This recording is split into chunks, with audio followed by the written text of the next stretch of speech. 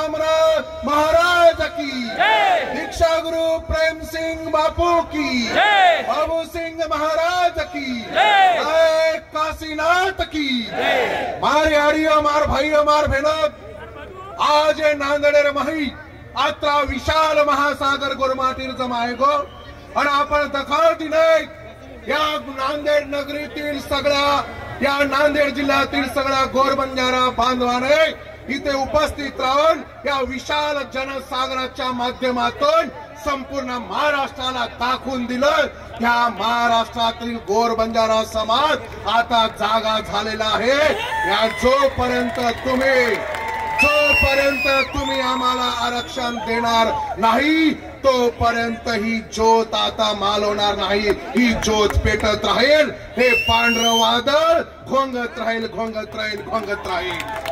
म्हणून या महाराष्ट्रातील शासन आणि प्रशासनातील लोकांना मला सांगायचं आहे, मागील 1 महिन्यापासून संपूर्ण महाराष्ट्रामध्ये जिल्ह्याच्या ठिकाणी, तालुक्याच्या ठिकाणी, तांड्यातील वस्तीतील आमचा गोरबंजारा समाज आयएसटी आरक्षण मिळावं म्हणून आक्रमक होतोय। आणि म्हणून तुम्हाला मला एकच सांगायचं, माझ्या बंधूंनो आणि भगिनींनो, मी प्रत्येक ठिकाणी सांगत आलो आणि शासनाला देखील सांगतोय, या गोरबंजारा समाजाकडे 2 प्रकारचे झेंडे आहेत। 2 प्रकारचे, एक पांढरा झेंडा हा शांततेचा प्रतीक आहे। सध्या तुम्ही बघताय सगळीकडे पांढरे झेंडे आम्ही घेऊन आलेलो आहोत। याचा अर्थ असा आहे की या शासनाला आम्ही शांततेने मागणी मागत आहोत। आणि दुसरा झेंडा आमच्याकडे आहे तो म्हणजे मरियमाचा लाल रंगाचा रक्तरंजित झेंडा आहे। आणि म्हणून या महाराष्ट्र शासनाला मी ठणकावून सांगतोय, आम्हाला आमच्या हातामध्ये रक्तरंजित लाल झेंडा घेण्याची वेळ लावू नका, नाहीतर मुंबई आणि शासन ठिकाणावर ठेवणार नाही, लक्षात घ्या। या समाजाच्या भावना बघा, अहो या समाजाचे भारत देशावर अनंत उपकार आहेत। 7 जन्म जरी या भारतातील लोकांनी आमचे उपकार फेडण्याचे प्रयत्न केले तरी फिटणार नाही, एवढे उपकार आमच्या समाजाचे या देशातील लोकांना आहेत। आज या देशामध्ये ज्या वेळेला दुष्काळ पडला, ज्या वेळेला महायुद्ध झालं, त्या वेळेला या भारत देशातील लोकांना अन्नधान्य पुरवून जेवू घालायचं काम या बंजारा समाजाने केलेलं आहे। एवढंच नव्हे तो मिठाचा व्यापार करून या भारतातील लोकांना तोंडाला चव देण्याचं काम आमच्या समाजाने केलं आहे। म्हणून अरे तुम्ही आमचं मीठ खाल्लंय लक्षात घ्या। आणि मिठाबद्दल बोलल्या जातं, ज्याचं खावं मीठ त्याच्याशी राहावं नीट, नाहीतर घरी बसावं लागेल, लक्षात घ्या, घरी बसावं लागेल। म्हणून मला या सगळ्या शासनाला आणि प्रशासनातील लोकांना आणि तमनेन माना केअरचा या महाराष्ट्रामध्ये या गोरबंजारा समाजाच्या भरोशावर 1 नव्हे 2 नव्हे तब्बल 60 ते 62 आमदार त्या ठिकाणी निवडून येतात। आम्ही ज्यांना ठरवलं त्यांना आमदार करू शकतो आणि ज्यांना ठरवलं त्यांना घरी बसू शकतो, लक्षात घ्या।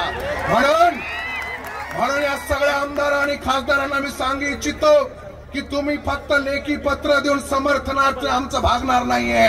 तुमची जागा फक्त भाषण करून आम्हाला समाधान करण्याची नाहीये, तुमची जागा मंत्रिमंडळात आहे। तिथे तुम्ही आमच्या मागणी लावून धरून तिथे आमच्या मागणीसाठी तुम्ही झगडलं पाहिजे, तिथे आमची मागणी तुम्ही मागितली पाहिजे। ज्या वेळेला हे आमदार आपली मागणी मंत्रिमंडळात मांडतील, ज्या वेळेला हे खासदार आपली मागणी संसद भवनामध्ये मांडतील, त्यावेळेला आपण समजू की हे आमचे आमदार आमचे खासदार आहेत। हा समाज आता विसरभर आलेला नाहीये।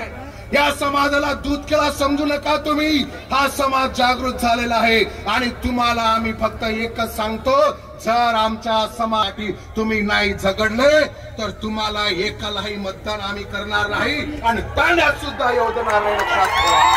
कारण तमनेन केळचं जे आपले समाजेर लोक जे राजकीय पक्ष काम करेच आणि जे पक्ष सत्तामचा वनूर कार्यकर्ता तांडाबंदी करो, तांडाबंदी तमार आमदार तमार खासदार मांगीचा नहीं तो निस्ता ठाले पाले अल्लम तल्लम करो मत, हुजरी करे करो मत, चाटुगिरी करो मत करण मारो केळोच। आणि म्हणून या शासनातील काही लोकांना मला उत्तर द्यायचं आहे। मागे अशोकराव चव्हाण साहेबांनी एक स्टेटमेंट दिलं की तुम्ही फार घाई करताय. अहो अशोकराव चव्हाण साहेब, अहो आम्ही आतापर्यंत घाई केली नाही, हीच आमची चूक झाली. जेव्हापासून आम्ही लहान होतो तेव्हापासून ही मागणी मागतोय. आता घाई नाही, योग्य वेळ आहे. आता फक्त टोला मारायचा बाकी आहे, म्हणून आम्ही घाई मुळीच केली नाहीये. त्यासोबत सन्माननीय झिलवळकर साहेबांना सुद्धा मी सांगू इच्छितो, झिलवळकर साहेब, आपण दुटप्पीपणाची भूमिका त्या ठिकाणी घेऊ नये. सुरुवातीला सांगता तुम्ही की आमच्या मूळ एसटी आरक्षणाला धक्का न लागता जर मागत असेल तर आम्ही समर्थन देऊ, आणि नंतर सांगता की आदिवासीचं आरक्षण जर घ्यायचं असेल तर त्यासाठी आदिवासीच्या पोटी जन्माला लागतं. ही दुटप्पी भूमिका सोडा. हा समाज आता दूध खेळ आणि साधावर आलेला नाही. मी तुम्हाला सांगतो, तुम्ही आदिवासी नसाल त्यापूर्वी आम्ही आदिवासी होतो. सिंधू संस्कृती 8,500 वर्षापूर्वीची, इसवी सन पूर्व 8,500 वर्षापूर्वीची सिंधू संस्कृती आहे. ज्या वेळेला इथे कोणीच नव्हतं, कुठला धर्म नव्हता, ना हिंदू होता, ना मुस्लिम होता, ना जैन होता, ना ख्रिश्चन होता, ना पारसी होता, त्या आधीचा हा समाज आहे. तुम्ही आम्हाला काय आदिवासी सांगता? तुमच्या आधीचे आम्ही आदिवासी आहोत, हे तुम्ही लक्षात घेतलं पाहिजे. फक्त इथल्या लोकांनी आमच्या समोर धोकेबाजी केली म्हणून आम्हाला आरक्षण मिळालं नाही. लक्षात घ्या. अरे तुम्हाला सांगतो, 5 लोकूर कमिशनच्या ज्या काही अटी आहेत त्या 5च्या 5 आम्ही पूर्ण करतो. हा समाज आदिम आहे. हा समाज आज देखील शिकार करून खातो. लक्षात घ्या. तमनेर मालामचा या समाजाने कधीच बसलेल्या सशाची कधी शिकार केली नाही. त्याला उठवलं, त्याला धावायला लावलं आणि त्याला सांगितलं बचना है तो बच, नाही तो मेरे हात में तेरा कुछ भला नाहीये, आणि त्यानंतर त्याची शिकार केली. एवढंच नव्हे तर माझ्या बंधूंना आणि भगिनींनो, आदिमतेचं काय लक्षण असू शकतं या आदिवासी बांधवांना आणि सगळ्यांना सांगतो, सळोई काय असते जरा एकदा बघा. सळोईची चव घेऊन बघा, तेव्हा तुम्हाला कळेल की आदिवासीचं काय लक्षण असतं. खाताना गोड लागतं, काही लोक सांगतात किळसवाना काय सांगतो. अहो हेच तर आदिमतेचं लक्षण आहे. आमच्या नायक काशीनाथाने गौर शिकवणीच्या माध्यमातून या संपूर्ण महाराष्ट्रामध्ये, संपूर्ण भारतामध्ये समाजाची जी संस्कृती आहे, संस्कृती टिकवण्याचं काम त्यांनी त्यावेळेला केलं, म्हणून आज थोडाफार समाजात दिसतो. जर संस्कृती टिकली नाही तर आरक्षण कुठल्या भरोशावर तुम्ही मागताय? आमच्या माता भगिनीचा पोशाख वेगळा आहे, आमचं खानपेन वेगळं आहे. हमार दिवाळी नाळीचा, हमार होळी नाळीचा, हमार सण त्योहार नाळीचा, हमार वाया नाळीचा, हमार रीती रिवाज नाळीचा. आणि हीच वाद करो करण नायक काशीनाथ काम करतू मरगो, पण तमनेवर कदर आहे कोणी ध्याने रखारो. अरे आप तरी विचार करो की आपण संस्कृती टकीचा, संस्कृती टकी तो एसटी आरक्षण मांग सकाचा. संस्कृती ना टकी आपलो चढन दुसरो घरेम खालियो, आरक्षण मळ्याळाचे हार्द रखाडो.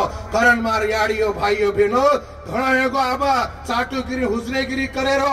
अरे हम कहीं हमार बेटान जलम दिने जना बेटार माथे पर कहीं सिक्को मारे थे कहीं कि मोटो हेर बाद 7-8 तोड़िया, मोटे हेर बाद रोड़ेर काम करिया, मोटे हेर बाद खोदेर काम करिया. ये रे सारो बेटान पैदा किदे काय आपण. अरे ये माहिती जर आपले बेटान बचारविया तो एसटी आरक्षण आपले लढोच लागे.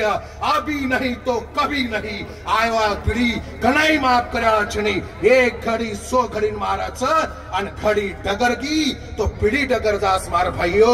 ही वेळ आयवाची नाही. हात जोडन पगू पडन विनंती करो छो, आपसे मायर मतभेद छोड़ दो. आपसे मायर मतभेद छोड़ दो. संगठनार मतभेद छोड़ दो. पक्ष पार्टी मतभेद छोड़ दो. दुरिया परे लड़ाई छोड़ दो. भाव की लड़ाई छोड़ दो. घरे घरे मार लड़ाई छोड़ दो. आणि सारी थोडे झेंडा आहे तो एक जागा मार भाईयो बहनो. मला सांगायचं आहे, आमच्या सगळ्या सत्ताधारी आमदारांना सांगायचं आहे की तुमची जबाबदारी फार मोठी आहे. तुषार भाऊ, इंद्रनील भाऊ, आमचे बाबूसिंगजी महाराज, त्यासोबत संजू भाऊंना सांगायचं आहे, हा समाज तुमच्याकडे आशेने बघत आहे. यांची जर आशाचा अपेक्षा भंग जर तुम्ही केलात तर तुमची सुद्धा खैर हा समाज करणार नाही. लक्षात ठेवा.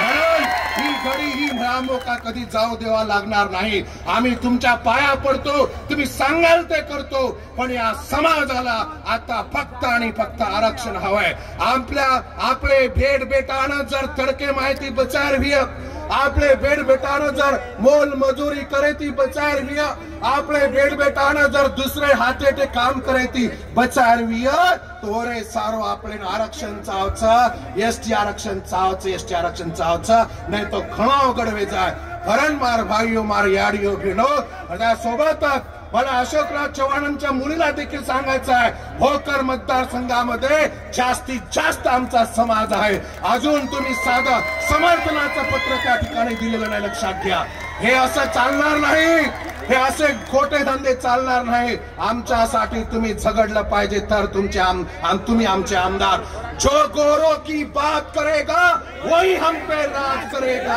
नहीं तो खुर्ची खाली करेगा करण मार भाईओ मार बहनों की ध्यान में रखारो कि घणो हेगो अब करे बिना पर्याय छे नहीं मळाय बिना पर्याय छे नहीं फक्त ताळो सुळो रखारो याडी बाप पगू पडतोणा आशीर्वाद दिने की ताळो शिळो कर रिसे मावगे तो ताळो फडफड करायचा शांतती मातेची बात करो शांतताती बात करो ही लढाई घण लांब आपले लढायचा अंगाले जायचं कारण मार विनंतीचा ही आपले लांब चलायचं एक एक जण 4-4 5-5 करो मत आणि हरिभाऊ राठोड राजू नाईक सगळ्यांना मला सांगायचं आहे की आपण आता वेगवेगळ्या मीटिंग घेऊ नका वेगवेगळ्या समित्या करू नका हा समाज आपल्याला कुठे ठेवणार नाही लक्षात घ्या आणि आमचे उपोषण करते आमचा ऍडव्होकेट प्रदीप राय पप्पू यांनी देखील या जिल्ह्यामध्ये उपोषण केले त्यांच्याकडे देखील आपण बघितलं पाहिजे आणि या आरक्षणासाठी संपूर्ण महाराष्ट्रामध्ये आमच्या 4-9 युवक तरुणांनी आपलं बलिदान दिलंय ते शहीद झाले त्या शहीद झालेल्या माता पिताची तुम्हाला ज्यांच्या वडिलांच्या माता पिताची त्यांच्या आत्म्याची तुम्हाला सोगन आहे याचं बलिदान आपल्याला वाया जाऊ द्यायचं नाही माझ्या बंधूंनो आणि भगिनींनो काय आपल्याला कधीच माफ करणार नाही हे आपल्याला कधीच माफ करणार नाही म्हणून माझी तुम्हाला हात जोडून विनंती आहे सगळे एका ठिकाणी या आणि एका दिलाने सच्च्या मनाने आणि छुपा अजेंडा ठेवू नका कुणाला वाटत असेल मी जेडपी मेंबर होऊन जाईल कुणाला पंचायत समिती कुणाला आमदारकीचे स्वप्न पडले असेल अरे काय व्हायचं ते होईल पण ते स्वप्न घेऊन इथे नाटक करू नका या लोकांच्या भावनेशी खेळू नका हे मला सांगायचं आहे आणि म्हणून आज तमाम इथले सगळे आयोजक संयोजक आणि सगळ्यांनी ज्यांनी प्रत्यक्षरित्या अप्रत्यक्षरित्या काम केलं त्या सगळ्यांना मी लाख कोटी धन्यवाद देतो आणि माझं